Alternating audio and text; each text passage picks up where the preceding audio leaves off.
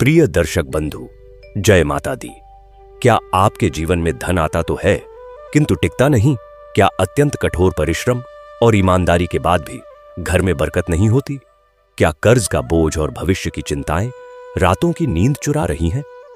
दर्शक बंधु, यदि हां, तो आज का यह शुक्रवार आपके जीवन में एक बहुत बड़ी दायदा और शुभ परिवर्तन लेकर आया है। आज का दिन धन, वैभव, सुख, शांति और समृद्धि की अधिष्ठात्री देवी जगत जननी माता लक्ष्मी का परम पावन दिवस है। शास्त्रों में यह प्रमाणित है कि जो भी व्यक्ति शुक्रवार के दिन पूर्ण स्वच्छता, सच्ची श्रद्धा और अटूट विश्वास के साथ माता लक्ष्मी की कथा का श्रवण करता है, उसके घर से अलक्ष्मी, दरिद्रता, दुख और नकारात्मक ऊर्जा सदा के लिए विदा हो जाती है। जिस प्रकार सूर्य की पहली किरण अंधकार को चीरकर धरती को प्रकाशित कर देती है, ठीक उसी प्रकार माता लक्ष्मी की एक कृपा दृष्टि रंग को भी राजा बना देती है। दर्शक बंधु, जब जीवन में आर्थिक संकट आता है तो केवल धन ही नहीं घटता, बल्कि परिवार की शांति, मान सम्मान और व्यक्ति का आत्मविश्वास भी टूटने लगता है। लेकिन आज जब आप शुक्रवार के इस शुभ अवसर पर माता लक्ष्मी की कथा सुनने बैठे हैं, तो यह कोई संयोग नहीं है।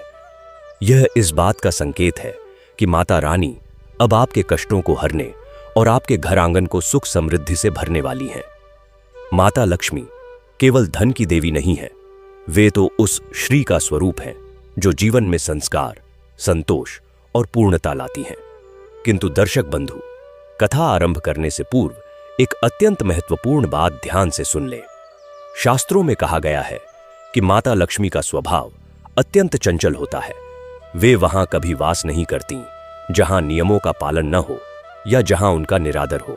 इसलिए लक्ष्मी जी की कोई भी व्रत कथा कभी भी बीच में अधूरी नहीं छोड़नी चाहिए। जो कथा को अधूरा छोड़ता है, पूर्ण फल उससे कोसों दूर रह जाता है।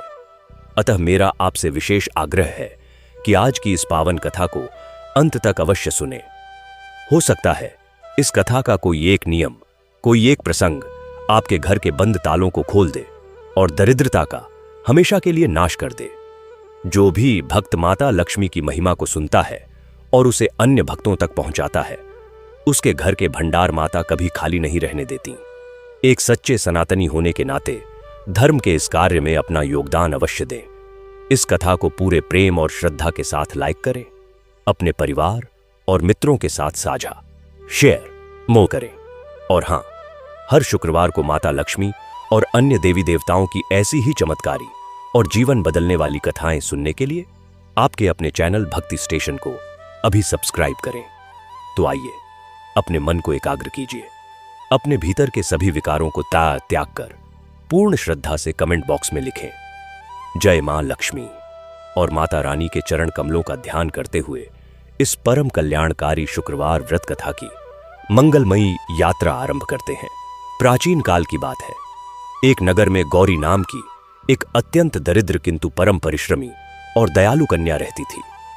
उस विशाल और वैभवशाली नगर के एक अत्यंत उपेक्षित और अंधकारमय कोने में गौरी की छोटी सी, जर्जर और घास फूस से बनी कुटिया थी। कुटिया की दीवारें मिट्टी की थीं, जो कई स्थानों से दरक चुकी थीं, किंतु उस कुटिया के भीतर निवास करने वाली आत्मा साक्षात किसी तपोवन की पवित्रता को अपने भीतर समेटे हुए थी। गौरी का जीवन अत्यंत कठोर और संघर्षपूर्ण था। उसके माता पिता बहुत पहले ही इस संसार से विदा ले चुके थे और वह इस विशाल जगत में पूर्णतः एकाकी थी। उसका एकमात्र सहारा उसका वह पुराना और लकड़ी का चरखा था, जिस पर वह दिन रात सूत काटती थी। भोर की पहली किरण के फूटने से भी बहुत पहले, जब सारा नगर गहरी निद्रा में मग्न होता था, गौरी की कुटिया से चरखे की वह लयबद्ध ध्वनि गूंजने लगती थी। वह ध्वनि केवल सूत काटने की नहीं थी, अपितु वह गौरी के हृदय से उठने वाली उस अनवरत और निष्काम प्रार्थना की गूंज थी, जो सीधा परमात्मा के चरणों तक पहुंचती थी। कठोर परिश्रम करते करते गौरी की कोमल उंगलियों में गहरे घाव और छाले पड़ीडिढ़े गए थे। सूत के धागों की रगड़दध्य से उसके हाथ अक्सर लहूलुहान हो जाते थे, परंतु उसके मुखमंडल पर कभी भी पीड़ितता या असंतोष की कोई रेखा नहीं उभरती थी। उसके होठों पर सदा एक अगाध शांति और जय मां लक्ष्मी का पावन जाप रहता था। दीपों का महापर्व निकट आ रहा था। यह वह समय था जब पूरा नगर उल्लास, चकाचौंध और उत्सव की तैयारियों में डूबा हुआ था। बड़े बड़े व्यापारी और धनवान लोग अपने घरों को रंग बिरंगे प्रकाश और बहुमूल्य वस्तुओं से सजा रहे थे। गौरी के पास तो अपने लिए 2 समय का पर्याप्त भोजन जुटाने तक का धन नहीं था, परंतु उसके अंतर्मन में एक अत्यंत पवित्र और निस्वार्थ कामना ने जन्म लिया था। उसने संकल्प लिया था कि इस महापर्व पर वह अपनी आराध्य धन और वैभव की नहीं, अपितु करुणा और दया की साक्षात स्वरूप माता लक्ष्मी के बैठने के लिए एक अत्यंत सुंदर और पवित्र आसन बुनेगी।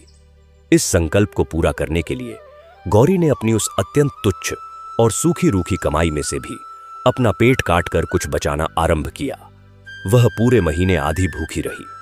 उसने अपने फटे हुए वस्त्रों को और अधिक सील कर पहन लिया, परंतु उसने उन बचे हुए पैसों से अत्यंत शुद्ध और पवित्र लाल रेशम के कुछ धागे खरीदे। दिन भर दूसरों के लिए कठोर श्रम करने के पश्चात जब उसके शरीर की नसें थकान से चीत्कार कर रही होतीं, तब वह रात्रि के मध्यम प्रकाश में उस लाल रेशम को अपने चरखे पर काटने बैठ जाती। वह उस आसन को केवल धागों से नहीं, अपितु अपने अश्रुओं, अपनी श्रद्धा और अपनी उस अगाध भक्ति से बुन रही थी जिसमें दिखावे का एक भी कण नहीं था।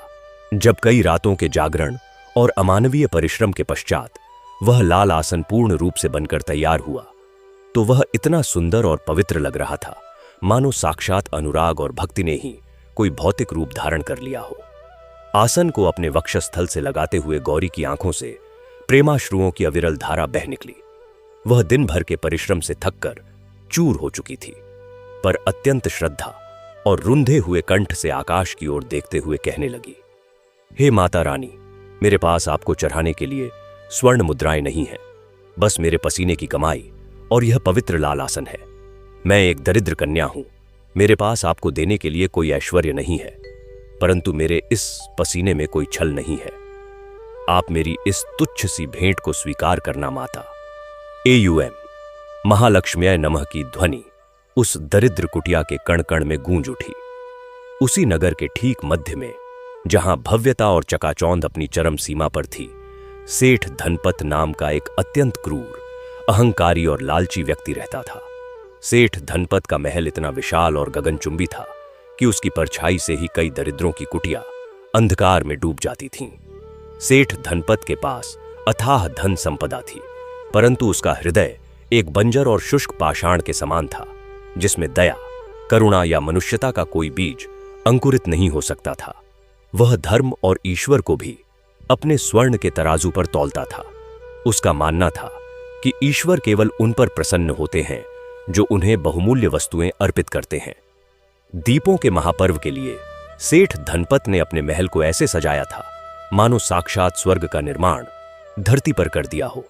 उसने माता लक्ष्मी के स्वागत के लिए शुद्ध कंचन स्वर्ण का एक अत्यंत विशाल और भारी आसन बनवाया था, जिस पर बहुमूल्य मणि और रत्न जद्दे हुए थे। माता के भोग के लिए चांदी और स्वर्ण के बड़े थाल सजाए गए थे, परंतु इस सारे दिखावे और आडंबर के पीछे सेठ धनपत का एक अत्यंत भयंकर और मनोवैज्ञानिक अहंकार छिपा हुआ था। वह अपने महल के बाहर से निकलने वाले हर दरिद्र, असहाय और निर्धन व्यक्ति का घोर अपमान करता था। उसे लगता था कि उसकी यह अपार संपत्ति उसकी अपनी श्रेष्ठता का परिणाम है और जो लोग दरिद्र हैं वे उसके तिरस्कार के ही योग्य हैं। एक दिन जब गौरी अपने उसी फटे पुराने वस्त्र में लिपटी हुई माता की पूजा के लिए कुछ मिट्टी के दीपक लेने बाजार जा रही थी, तो उसका मार्ग सेठ धनपत के उस भव्य महल के सामने से होकर गुजरा। सेठ धनपत उस समय अपने स्वर्ण के आसन को अपने सेवकों से साफ करवा रहा था और अपने अहंकार में फूला नहीं समा रहा था। जैसे ही सेठ की दृष्टि उस अत्यंत दुर्बल और फटेहाल गौरी पर पुड्डी आता थी, उसके भीतर का वह दूषित अहंकार एक भयंकर अट्टहास के रूप में बाहर आ गया। उसने गौरी को रोकते हुए अत्यंत उपहास और घृणा से कहा, अरे गौरी, तू ये मिट्टी के दिए लेकर कहां जा रही है? क्या तू अपने उस फूस के झोपड़े में माता को आमंत्रित करने का स्वप्न देख रही है? मैंने सुना है कि तूने माता के लिए कोई लाल कपड़े का टुकड़ा बुना है। तेरे इस सस्ते और साधारण कपड़े पर माता लक्ष्मी बैठेंगी? अरे पगली, माता वहां आती हैं जहां धन और स्वर्ण की चमक होती है, जहां ऐश्वर्य होता है। देख मेरे इस सोने के आसन पर, इस पर बैठेंगी साक्षात धन की देवी। तेरे उस पसीने की बदबू वाले कपड़े की ओर तो माता दृष्टि भी नहीं डालेंगी। सेठ का यह कठोर और अहंकार से भरा व्यंग्य सुनकर वहां खड़धेगाए सभी लोग हंसने लगे। गौरी के कोमल हृदय पर सेठ के इन वाग्बाणों से गहरी चोट लगी, परंतु उसने कोई क्रोध नहीं किया। उसने अपने दोनों हाथ जोत दे अपने नेत्रों को नीचे किया और अत्यंत शांति और दृढ़ता के साथ केवल इतना कहा, सेठ जी, माता स्वर्ण या रत्नों की भूखी नहीं है, वे तो केवल उस भाव की भूखी हैं जो हृदय से निकलता है। आपका यह स्वर्ण का आसन आपके लिए बहुमूल्य हो सकता है, परंतु मेरे पसीने और प्रेम से बुने हुए उस लाल आसन में मेरी आत्मा का समर्पण है। माता कहां विराजेंगी, यह तो उनका ही निर्णय है। जय माता दी का मौन उच्चारण करते हुए गौरी वहां से अपनी कुटिया की ओर लौट गई। समय अपनी गति से आगे बढ़ा और वह महान घद्दी आ ही गई। दीपों के महापर्व की वह रहस्यमयी और आध्यात्मिक संध्या पूरे नगर में छा गई। सेठ धनपत के महल को हजारों हजारों स्वर्ण और रजत दीपकों से प्रज्वलित कर दिया गया था। वहां सुगंधित धूप और चंदन की महक से वायु भी भारी हो गई थी। बड्ढे सहता आरे के वदार पंडित वेद मंत्रों का उच्चारण कर रहे थे और सेठ धनपत अपने अत्यंत बहुमूल्य रेशमी वस्त्रों को धारण किए अहंकार से अपनी छाती चौधी किए उस शुद्ध स्वर्ण के आसन के पास माता की प्रतीक्षा में खड़ा था। उसका मन पूर्णतः इस भ्रम में डूबा हुआ था कि उसके इस दिखावे और धन की चकाचौंध से विवश होकर साक्षात देवी उसके घर ही प्रवेश करेंगी। किंतु ईश्वरीय विधान और उस परम सत्ता के नट न्याय का स्वरूप मनुष्य की क्षुद्र बुद्धि की कल्पना से बहुत परे होता है। सत्य की परीक्षा कभी स्वर्ण के तराजू पर नहीं, अपितु करुणा और त्याग की भट्टी में तपा कर ली जाती है। उसी संध्या जब पूरा नगर प्रकाश से जगमगा रहा था, एक अत्यंत हृदय विदारक और करुण दृश्य उपस्थित हुआ। एक अत्यंत वृद्ध, कृशकाय और दयनीय अवस्था वाली स्त्री नगर की एसडीसीरी ढाकों पर प्रकट हुई। उस स्त्री के वस्त्र इतने मैले कुचैले और फटे हुए थे कि उन्हें वस्त्र कहना भी अनुचित प्रतीत हो रहा था। उसका शरीर भूख और प्यास की भयंकर पीड़ा से थर-थर कांप रहा था। उसकी आंखों की ज्योति क्षीण हो चुकी थी और उसके पैरों में छाले पडिडे हुए थे। वह वृद्ध स्त्री ददाते कदमों से चलती हुई, अपने सूखे होठों से पानी की याचना करती हुई सबसे पहले उसी सेठ धनपत के उस भव्य और चकाचौंध से भरे महल के मुख्य द्वार पर आखड़दौड़ हुई। महल के भीतर से सुस्वादु पकवानों की मनमोहक सुगंध आ रही थी। उस वृद्धा ने अत्यंत क्षीण, कांपते और आर्त स्वर में पुकारा, बेटा, मैं बहुत भूखी हूं। 3 दिनों से मेरे गले से अन्न का एक दाना और जल की एक बूंद नहीं उतरी है। मेरे प्राण कंठ तक आ गए हैं। क्या मुझे पीने के लिए थोड़ा सा जल और एक टुकड़ा रोटी मिल सकती है? वृद्धा की वह करुण पुकार सुनकर सेठ धनपत स्वयं द्वार पर आ गया। जब उसने उस मैले कुचैले वस्त्रों वाली दुर्गंध मारती हुई वृद्ध स्त्री को अपने उस अत्यंत सुसज्जित और पवित्र किए गए प्रांगण में देखा, तो उसका सारा शरीर क्रोध और घृणा से अग्नि बबूला हो उठा। उसका वह दिखावटी धर्म और झूठी पवित्रता का नकाब उसी क्षण उतर गया। उसने अपनी आंखें तरेड़ते हुए और अत्यंत विभत्स और कर्कश स्वर में गर्जना करते हुए कहा, हटो यहां से, ओ भिखारिन, तुझे दिखाई नहीं देता कि आज मेरे महल में माता की बड़िधी पूजा है। मैंने माता के लिए स्वर्ण का आसन सजाया है और तू अपनी इस घृणित और अशुद्ध देह को लेकर मेरे द्वार पर चली आई। तुमने मेरी परछाई को भी अशुद्ध कर दिया है। तुमने मेरा प्रांगण अशुद्ध कर दिया। रक्षकों, इस बुरहिया को धक्के मारकर नगर की सीमा से बाहर फेंक दो। आज के इस पवित्र दिन मैं ऐसे अपवित्र लोगों का मुख भी नहीं देखना चाहता। सेठ धनपत के अत्यंत क्रूर और हृदयहीन रक्षकों ने उस असहाय वृद्ध स्त्री को अत्यंत निर्दयता से धक्का दे दिया। वृद्धा उस कठोर मार्ग पर गिर पड़ी थी। उसके घुटनों से रक्त रिसने लगा और आंखों से पीड़ा के आंसू बहने लगे। सेठ धनपत अत्यंत अहंकार से अपने महल का स्वर्ण जद्दित द्वार बंद करके पुनः अपनी उस झूठी पूजा में लीन हो गया, यह जाने बिना कि उसने किस परम सत्ता का तिरस्कार कर दिया है। वह वृद्ध स्त्री उस अमानवीय प्रहार और भयंकर पीड़ा से किसी प्रकार पुनः उठी। भूख और प्यास के कारण उसकी चेतना धीरे धीरे लुप्त होती जा रही थी। वह उस चकाचौंध भरे नगर की उन गलियों से गुजर रही थी जहां हर कोई अपने ही आनंद और उत्सव में मग्न था। किसी ने भी उस रोती हुई और तड़हपती हुई वृद्धा की ओर मुग्ध कर नहीं देखा।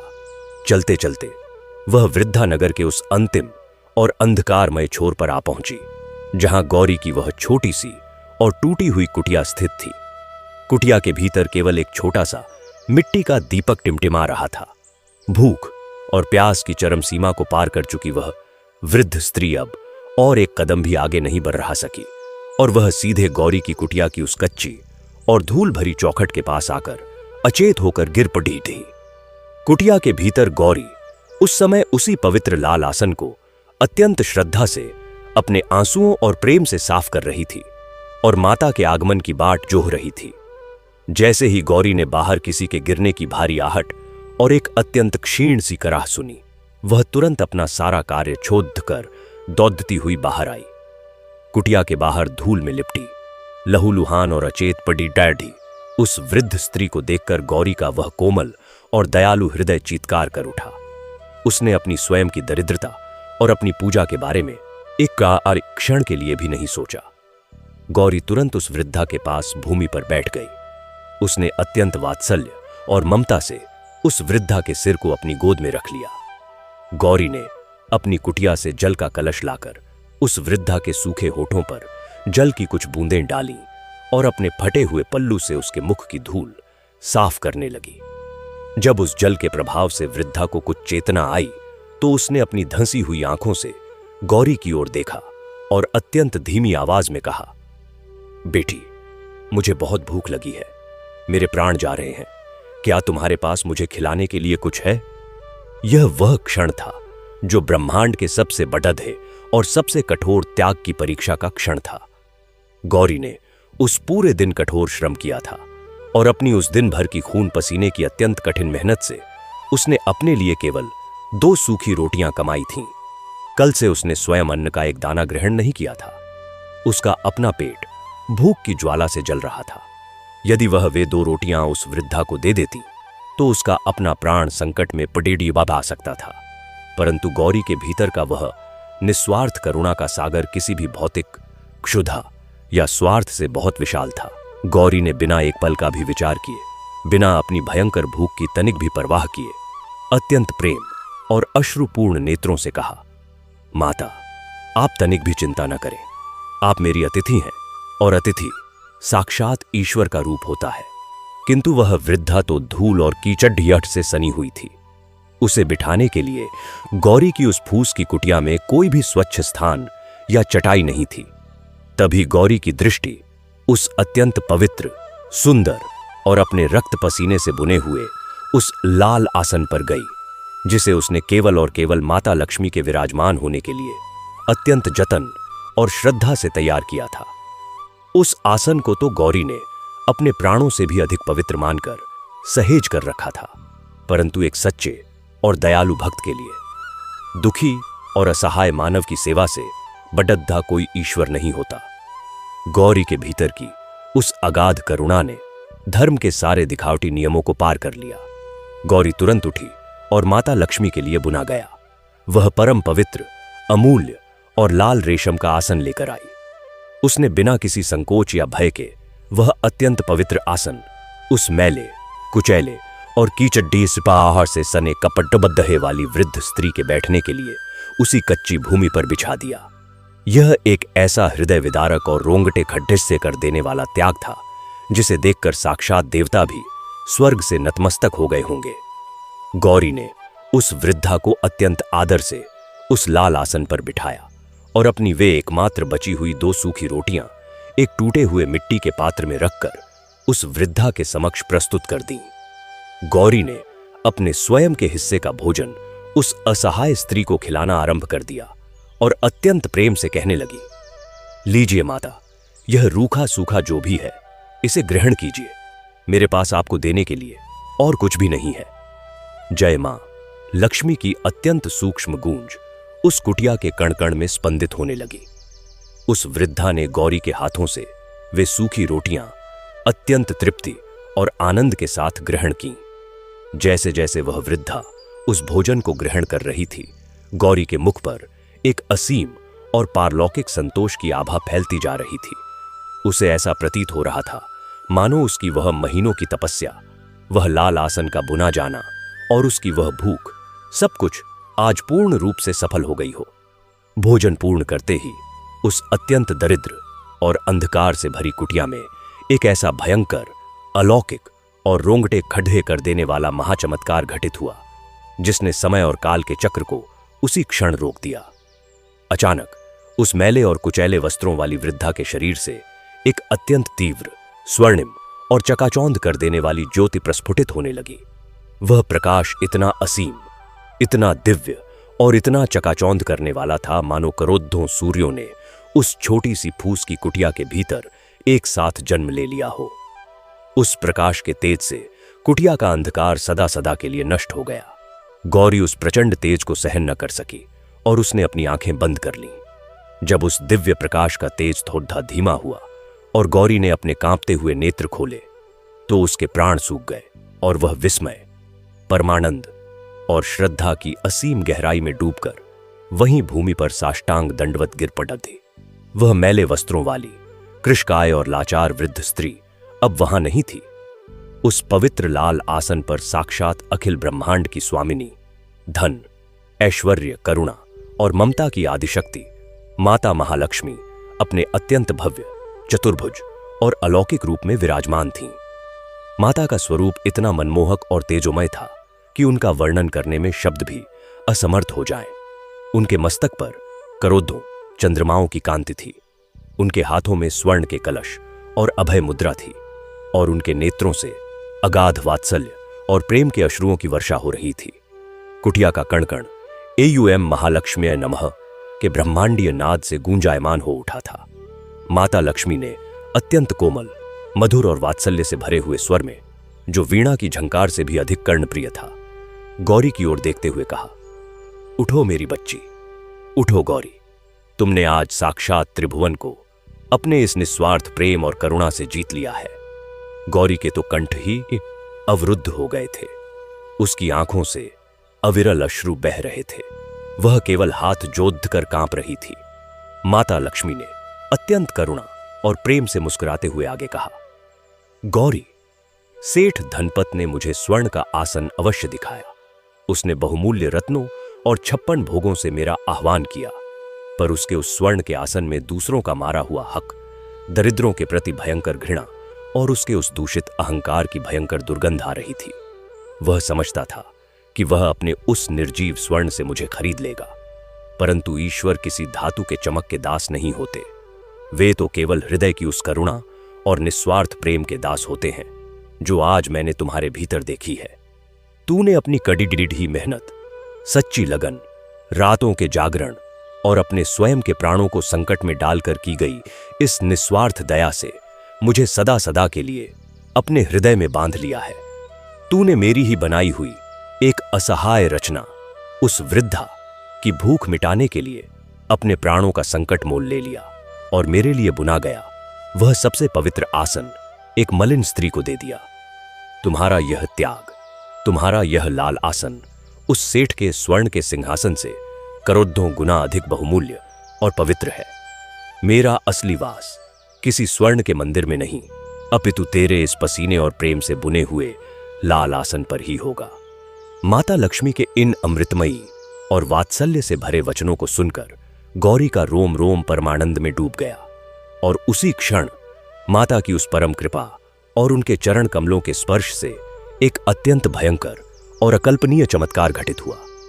देखते ही देखते वह अत्यंत साधारण सूत और लाल रेशम से बुना हुआ वह लाल आसन जिस पर माता विराजमान थीं, वह साक्षात और अत्यंत शुद्ध, दैदीप्यमान और अमूल्य स्वर्ण के एक अत्यंत विशाल और अलौकिक सिंहासन में परिवर्तित हो गया। उस स्वर्ण के सिंहासन से जो चमक निकल रही थी वह किसी भी सांसारिक स्वर्ण से बहुत भिन्न और दिव्य थी। केवल वह आसन ही नहीं, गौरी की वह जर्जर और मिट्टी की टूटी हुई कुटिया क्षण भर में एक अत्यंत भव्य, सुंदर और सुगंधित भवन में बदल गई।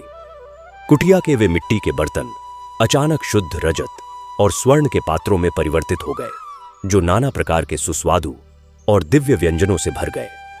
गौरी के वे फटे पुराने और मैले वस्त्र स्वयं ही अत्यंत सुंदर, मखमली और दिव्य रेशमी वस्त्रों में बदल गए।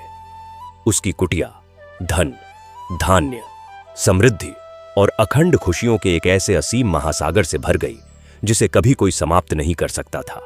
यह उस परम परिश्रमी कन्या के निस्वार्थ त्याग और करुणा की वह विजय थी जिसने साक्षात विधाता के विधान को भी झुका दिया था। और दूसरी ओर उसी क्षण, उसी नगर के ठीक मध्य में, जहां सेठ धनपत का वह गगनचुंबी और अहंकार से भरा हुआ महल स्थित था, वहां अहंकार और दिखावे के विनाश का एक अत्यंत भयंकर, खौफनाक और प्रलयंकारी चमत्कार घटित हो रहा था। सेठ धनपत अपने उन घमंडी पुरोहितों के साथ अत्यंत अभिमान से अपनी छाती चौधी किए उस शुद्ध स्वर्ण के आसन और अपने अथाह खजाने के समक्ष माता लक्ष्मी के प्रकट होने की बाट जोह रहा था। वह अत्यंत जोर जोर से मंत्रों का उच्चारण करवा रहा था और अपनी संपत्ति का दिखावा कर रहा था। परंतु अचानक सेठ धनपत के उस अत्यंत प्रकाशवान और चकाचौंध से भरे महल के भीतर की सारी दीप शिखाएं बिना किसी हवा के झोंके के एक साथ और एक ही क्षण में फदाती अफ्त ढाकर बुझ गईं। पूरे महल में एक अत्यंत डरावना और श्रद्धांध से भरा हुआ अंधकार छा गया। सेठ धनपत घबरा गया। उसने तुरंत अपने सेवकों को और अधिक दीपक जलाने का आदेश दिया। जब नए दीपक जलाए गए और उनका प्रकाश उस पूजा स्थल पर पटिडिपा हाहा, तो सेठ धनपत ने जो दृश्य देखा, उसने उसके शरीर के रक्त को जमा दिया और उसके प्राण कंठ तक आ गए। सेठ धनपत जब पूजा करने बैठता है तो उसकी फटी की फटी आंखों ने देखा कि माता लक्ष्मी के लिए बनवाया गया उसका वह करोड़ों स्वर्ण मुद्राओं के मूल्य का शुद्ध सोने का आसन, वे हीरे जवाहरात और उसकी तिजोरियों से छलकने वाला वह सारा अथाह खजाना, वह सब कुछ अत्यंत भुरभुरी, काली और सड़ी तिढ़ती हुई मिट्टी तथा काले गंदे कोयले के ढेर में बदल गया है। वह सारा स्वर्ण जिसका सेठ को इतना भयंकर अभिमान था, वह सारी संपत्ति जो उसने निर्धनों का रक्त चूस कर एकत्रित की थी, वह एक ही पल में साक्षात माता की उस प्रलयंकारी नपन्याय की अग्नि में भस्म होकर भुरभुरी राख और दुर्गंध युक्त मिट्टी बन चुकी थी। उसके वे चांदी के बर्तन एसडी रहे हुए काले पत्थरों में बदल गए थे, जिनमें से कीड़े रेंग रहे थे। सेठ धनपत का वह महल, जो कुछ क्षण पूर्व स्वर्ग के समान प्रतीत हो रहा था, अब एक भयंकर और डरावने खंडहर जैसा लगने लगा था। सेठ धनपत की चीख निकल गई। उसका वह भयंकर अहंकार, उसका वह दिखावे का मद और उसकी वह क्रूरता उसी कोयले के ढेर के साथ चकनाचूर होकर मिट्टी में मिल चुकी थी। वह पागलों की भांति अपने उस कोयले में बदल चुके खजाने को दोनों हाथों से समेटने का प्रयास कर रहा था और विलाप कर रहा था, मेरा स्वर्ण, मेरा धन, यह क्या हो गया? माता, आपने मेरे साथ ऐसा क्यों किया? मैंने तो आपके लिए सबसे भव्य पूजा का आयोजन किया था। तभी उस अंधकारमय महल में आकाशवाणी के समान एक अत्यंत कठोर, प्रलयंकारी और सत्य से भरी हुई ध्वनि गूंज उठी। हे अहंकारी मनुष्य, तूने आज अपने द्वार पर साक्षात मेरा ही अपमान किया था। जो असहाय और प्यासी वृद्धा तेरे द्वार पर आई थी, वह मैं ही थी। तूने अपने इस निर्जीव स्वर्ण के अहंकार में अंधा होकर मानवता और करुणा का जो तिरस्कार किया है, यह उसी का प्रतिफल है। जहां करुणा, दया और मनुष्यता नहीं है, वहां लक्ष्मी का कभी वास नहीं हो सकता। तेरा यह धन दूसरों के शोषण और तेरे दिखावे का परिणाम था, इसलिए यह अपनी वास्तविक अवस्था मिट्टी और कोयले में लौट गया है। ईश्वर को दिखावा नहीं, हृदय की पवित्रता चाहिए। यह ध्वनि सुनकर सेठ धनपत के पैरों के नीचे से वह बची खुची मिट्टी भी खिसक गई। वह उसी असड्डे हुए कोयले के ढेर पर घुटनों के बल गिर पड़ा और फूट फूट कर अत्यंत भयंकर आत्मग्लानि और पीधा से चीत्कार करने लगा। उसे उस दरिद्र कन्या गौरी के वे शब्द स्मरण हो आए, माता भाव की भूखी हैं, स्वर्ण की नहीं। सेठ धनपत अब पूर्णतः कंगाल, दरिद्र और सबसे अधिक अपने ही भीतर टूट चुका था। उसका वह अहंकार जो आकाश की ऊंचाइयों को छू रहा था, आज पाताल की उस धूल में एसडी पाक रहा था, जहां से वह कभी उठ नहीं सकता था। अहंकार का पूर्ण विनाश और निस्वार्थ मेहनत की परम जीत हो चुकी थी। उधर गौरी की उस दिव्य हो चुकी कुटिया में माता लक्ष्मी ने गौरी के मस्तक पर पुनः अपना वात्सल्यमयी हाथ रखा और कहा, मेरी प्रिय गौरी, तूने आज सिद्ध कर दिया कि संसार का सबसे बड़ा ऐश्वर्य एक शुद्ध, दयालु और निस्वार्थ हृदय ही है। आज से तेरे इस घर में सदा के लिए सुख, शांति और मेरी असीम कृपा का वास रहेगा। परंतु मुझे ज्ञात है कि तू इस धन का उपयोग कभी भी अपने स्वार्थ या अहंकार के लिए नहीं करेगी, अपितु इसे उसी करुणा से संसार के दुखियों की सेवा में लगाएगी। इतना कहकर माता लक्ष्मी उसी अलौकिक प्रकाश के साथ अंतर्ध्यान हो गईं, परंतु अपनी उस असीम और अखंड कृपा को गौरी की उस कुटिया और उसके जीवन में सदा सदा के लिए स्थापित कर गईं। कुटिया का कोना कोना जय मां लक्ष्मी उएम महालक्ष्म्यै नमः के मंगलकारी नाद से स्पंदित होता रहा। गौरी, जिसे रातों रात ब्रह्मांड की सबसे बड़ी संपदा प्राप्त हो गई थी, उसके मुखमंडल पर अब भी तनिक भी अहंकार या चंचलता नहीं थी। उसने उस स्वर्ण में बदल चुके आसन के समक्ष अपना मस्तक टेका और अत्यंत विनम्रता से माता को धन्यवाद दिया। अगली ही भोर जब सूर्य की प्रथम किरणें उस नगर पर पड़त थीं, तो पूरा नगर विस्मय और आश्चर्य के एक असीम सागर में डूब गया। नगरवासियों ने जब गौरी की उस छोटी सी फूस और मिट्टी की कुटिया के स्थान पर एक अत्यंत भव्य, सुंदर और सकारात्मक ऊर्जा से भरे हुए भवन को देखा, तो उनकी आंखें फटी की फटी रह गईं। और जब उन्हें सेठ धनपत के महल से आने वाले विलाप और उसके पूर्णतः कंगाल होकर एसडी ढियाकों पर कोयले से सने हुए भटकने का समाचार मिला, तो पूरे नगर को साक्षात ईश्वरीय न्याय और कर्मों के उस भयंकर परंतु सत्य चक्र का साक्षात भान हो गया। सेठ धनपत, जो कल तक अपने रथ से नीचे पैर नहीं रखता था और जो निर्धनों को कोड्ढे मरवाता था, वह आज अत्यंत फटेहाल और विक्षिप्त अवस्था में अपने पापों का प्रायश्चित करता हुआ, फूट फूट कर रोता हुआ सीधा गौरी के उस नए भवन के द्वार पर आ पहुंचा। सेठ ने जब उस दरिद्र कन्या गौरी को, जिसका उसने इतना विभत्स उपहास उद्धाया था, उस अलौकिक तेज और संपन्नता के साथ देखा, तो वह लज्जा और ग्लानि से वहीं उसके चरणों में साष्टांग गिर पड़े डदा। मुझे क्षमा कर दे गौरी, मुझे क्षमा कर दे मेरी मां। सेठ धनपत अपने आंसुओं से गौरी के पैरों को धोते हुए चीत्कार करने लगा। मेरा वह भयंकर अहंकार, मेरी वह लालच की पट्टी, आज माता ने मेरे ही खजाने को कोयला बनाकर नोच फेंकी है। मैं अत्यंत अज्ञानी और नीच हूं। मैंने साक्षात माता को अपने द्वार से धक्के मारकर निकाल दिया था। तेरा वह पसीने का लाल कपडड्डा आज इस पूरे ब्रह्मांड के स्वर्ण से अधिक मूल्यवान सिद्ध हुआ। मुझे इस पाप से मुक्त कर दे, मुझे अपनी क्षमा का एक कण दे दे, अन्यथा यह आत्मग्लानि के मुझे जीवित ही भस्म कर देगी। गौरी, जिसका हृदय साक्षात करुणा का ही एक स्वरूप था, उसके मन में उस सेठ के प्रति कोई द्वेष या प्रतिशोध का भाव नहीं आया। उसने अत्यंत वात्सल्य और शांति के साथ उस सेठ को अपने हाथों से उठाया, जो कभी उसे छूना भी पाप समझता था। गौरी ने अत्यंत मधुर स्वर में कहा, सेठ जी, ईश्वर का न्याय प्रतिशोध नहीं, अपितु सुधार है। माता ने आपका धन इसलिए मिट्टी में नहीं बदला कि वे आपसे घृणा करती हैं, अपितु इसलिए बदला है क्योंकि वह धन आपके भीतर के मनुष्य को समाप्त कर रहा था। आपने जो खोया है वह केवल भौतिक धातु है, परंतु जो आपने पाया है वह सत्य का ज्ञान है। अब इस ग्लानि को त्याग दें और जो जीवन शेष है उसे उस करुणा में लगाएं जिसे आप कल तक भूल चुके थे। गौरी के इन वचनों ने सेठ धनपत की आत्मा को पूर्णतः झकझोर कर शुद्ध कर दिया। वह एक नया मनुष्य बन चुका था। उसने संकल्प लिया कि वह अब अपना शेष जीवन केवल और केवल नगर के उन असहाय और दरिद्र लोगों की सेवा में व्यतीत करेगा जिनका उसने कभी तिरस्कार किया था। और गौरी, उस परम दयालु कन्या ने अपनी उस असीम संपदा का उपयोग स्वयं के सुख भोग के लिए नहीं किया। उसने उस नगर में सबसे बड़े अन्न क्षेत्र और आश्रय स्थल का निर्माण करवाया, जहां कोई भी वृद्ध, कोई भी दरिद्र, कोई भी भूखा मनुष्य आकर भरपेट भोजन और सम्मान प्राप्त कर सकता था। उसने नगर की हर उस निर्धन कन्या के लिए चरखे और सूत की व्यवस्था की, जो अपने पसीने से अपना सम्मानजनक जीवन जीना चाहती थी। गौरी का वह भवन अब कोई निजी निवास नहीं, अपितु साक्षात माता लक्ष्मी की कृपा का एक जागृत मंदिर बन चुका था।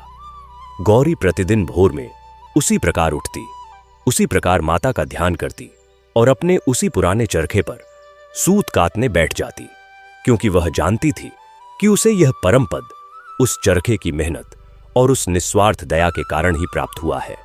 वह चरखा उसके लिए केवल सूत कातने का साधन नहीं, अपितु साक्षात माता लक्ष्मी के चरणों से जुड़े रहने का एक अटूट और पवित्र धागा था। समय का चक्र अत्यंत तीव्र गति से निरंतर आगे बढ़ता गया।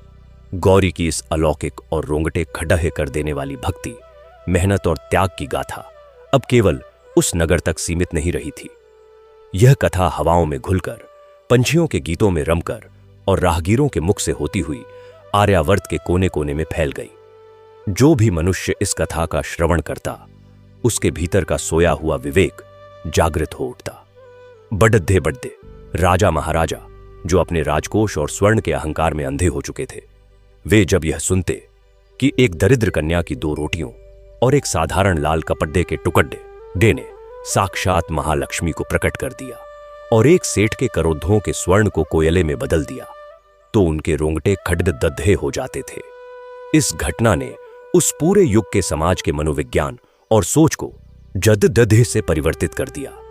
लोगों ने यह समझना आरंभ कर दिया कि मंदिरों में करोड़ों का दान करना या स्वर्ण के छत्र चढ़ाना ईश्वर को प्रसन्न करने का मार्ग नहीं है, अपितु अपने द्वार पर आए किसी भूखे को अन्न का एक दाना देना और किसी रोते हुए मनुष्य के आंसू पोंछना ही साक्षात ईश्वर की सबसे बड़ी और सच्ची वंदना है। एक बार एक अत्यंत विख्यात और तपस्वी साधु उस नगर में पधारे। उन्होंने सुना था कि यहां गौरी नाम की एक कन्या निवास करती है, जिस पर साक्षात माता लक्ष्मी ने अपना परम वात्सल्य लुटाया है। वे साधु गौरी के उस आश्रम में आए। उन्होंने देखा कि इतनी असीम संपदा और ख्याति होने के पश्चात भी गौरी अत्यंत साधारण वस्त्रों में जमीन पर बैठकर एक अनाथ बालक के घाव साफ कर रही थी। साधु के नेत्र विस्मय और श्रद्धा से सजल हो गए। साधु ने गौरी के समीप जाकर अत्यंत आदर से पूछा, हे पुत्री, मैंने बड्डे टिपन बाबंदे बड्डे आप पता दे योगियों को जीवन भर जंगलों में तपस्या करते देखा है, जो ईश्वर के एक दर्शन के लिए अपने शरीर को सुखा देते हैं, परंतु तुमने तो न कोई कठोर तप किया, न कोई बड्डे यज्ञ किए, फिर तुमने उस आदि शक्ति माता महालक्ष्मी को कैसे अपने अधीन कर लिया? वह कौन सा गुप्त मंत्र था जो तुम्हारे पास था? गौरी ने अपना कार्य तनिक भी नहीं रोका। उसने उस बालक के घाव पर लेप लगाते हुए अत्यंत निर्मल और शांत मुस्कान के साथ कहा, हे महात्मा, मैं तो एक अत्यंत अज्ञानी और साधारण कन्या हूं। मुझे कोई गुप्त मंत्र या तंत्र नहीं आता। मेरा मंत्र तो केवल मेरे इन हाथों का पसीना था। जब मैं उस चरखे पर सूत काटती थी, तो मेरी हर श्वास में यह भाव होता था कि मेरा यह श्रम मेरी माता के चरणों की सेवा है। और जिस दिन वह वृद्ध माता मेरे द्वार पर भूखी और तड़पती हुई आई, तो मैंने उनमें किसी मनुष्य को नहीं, अपितु अपनी उसी आराध्य माता को ही भूख से तड़पते हुए देखा। मैंने जो कुछ भी दिया वह मेरा था ही नहीं, वह तो सब उसी मां का था। जब हम अपने भीतर के स्वार्थ और मैं को पूर्णतः नष्ट करके सामने वाले के दुहक को अपना दुहक मान लेते हैं, तो वह निस्वार्थ करुणा ही इस ब्रह्मांड का सबसे शक्तिशाली मंत्र बन जाती है। उस करुणा के समक्ष तो साक्षात ईश्वर को भी झुकना ही उद्देश्यता है। एयुएम महालक्ष्मी नमः। साधु ने गौरी के इन वचनों को सुनकर अपना मस्तक उसके समक्ष झुका दिया।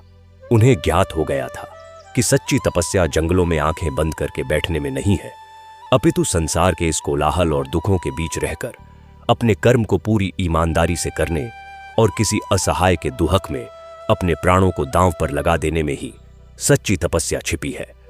गौरी की यह कथा मनुष्य के भीतर के उस अत्यंत गहरे और मनोवैज्ञानिक द्वंद्व को उद्घाटित करती है, जो सदा से मनुष्य की चेतना में चलता आया है। अहंकार और समर्पण के बीच का द्वंद्व। सेठ धनपत अहंकार का प्रतीक था, जो सोचता था कि वह अपनी भौतिक वस्तुओं से प्रकृति और विधाता को अपने नियंत्रण में ले सकता है। वह देने के अहंकार में था कि मैं माता को स्वर्ण का आसन दे रहा हूं, जबकि गौरी समर्पण का प्रतीक थी, जिसके पास देने को कुछ नहीं था, परंतु उसने अपना सर्वस्व, अपनी भूख, अपनी मेहनत का फल बिना किसी प्रतिफल की लालसा के सौंप दिया था। और यही वह बिंदु है जहां ईश्वरीय न्याय अपना सबसे प्रचंड और अलौकिक रूप दिखाता है। ईश्वर कभी भी वस्तु का मूल्य नहीं आंकते, वे तो उस वस्तु के पीछे छिपे हुए उस भाव का मूल्य आंकते हैं। सेठ के करोद्धों के स्वर्ण में दिखावे और शोषण का भाव था, जिसका ईश्वरीय तराजू में मूल्य शून्य से भी नीचे अर्थात नकारात्मक कोयलायत था। और गौरी के उस लाल सूती आसन में अगाध प्रेम, निस्वार्थ त्याग और करुणा का भाव था, जिसका मूल्य ईश्वरीय तराजू में संपूर्ण ब्रह्मांड की संपदा से भी अधिक था। इसलिए वह साधारण आसन साक्षात शुद्ध स्वर्ण में परिवर्तित हो गया। यह कथा अत्यंत तीव्र गति से उस समाज के कण कण में एक महामंत्र की भांति गूंजने लगी। जो माताएं अपने बच्चों को रात्रिकाल में सुलाती थीं, वे उन्हें राजाओं और शूरवीरों की कहानियां सुनाने के स्थान पर गौरी के उस लाल आसन और सेठ धनपत के उस कोयले में बदल चुके खजाने की रोंगटे खड्बदय कर देने वाली कथा सुनाने लगीं। इससे आने वाली पीढ़ियों के अंतर्मन में यह बीज एटाइनट गहराई से स्थापित हो गया कि जीवन का अंतिम लक्ष्य स्वर्ण एकत्रित करना नहीं है, अपितु अपने भीतर की उस करुणा और दया को जीवित रखना है, जो हमें साक्षात नारायण और माता लक्ष्मी के निकट ले जाती है। वर्षों बीत गए। गौरी का वह भौतिक शरीर, जिसने जीवन भर केवल दूसरों के आंसू पोंछे थे और निस्वार्थ कर्म किया था, अब अपनी पूर्णता की ओर अग्रसर था। गौरी अत्यंत वृद्धा हो चुकी थी।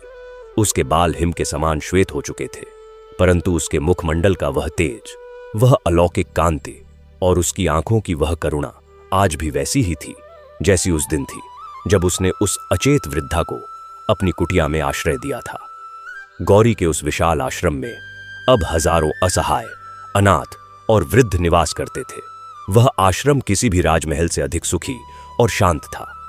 गौरी दिन भर उन सभी की देखरेख करती और जब संध्या होती तो वह अपने उसी कक्ष में चली जाती जहां उसने उस पवित्र लाल आसन, जो अब स्वर्ण का था, को अत्यंत श्रद्धा से स्थापित कर रखा था। वह उस आसन के समक्ष बैठती, अपनी आंखें बंद करती और अपने उसी पुराने चरखे पर हाथ रखकर जय मां लक्ष्मी का मानसिक जाप करने लगती। एक अत्यंत पावन और रहस्यमयी संध्या को, जब पूरा नगर एक शांत और सुहानी हवा के झोंकों में सांस ले रहा था, गौरी अपने उसी कक्ष में ध्यान मग्न थी।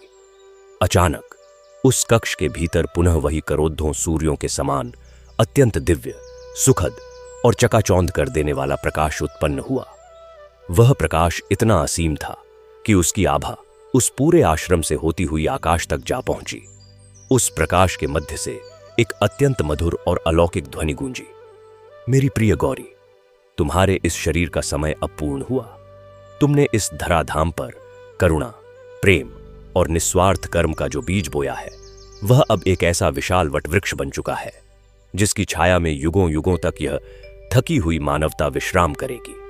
अब समय आ गया है कि तुम मेरे उसी हृदय में सदा के लिए विश्राम करो जहां से तुमने यह करुणा प्राप्त की थी।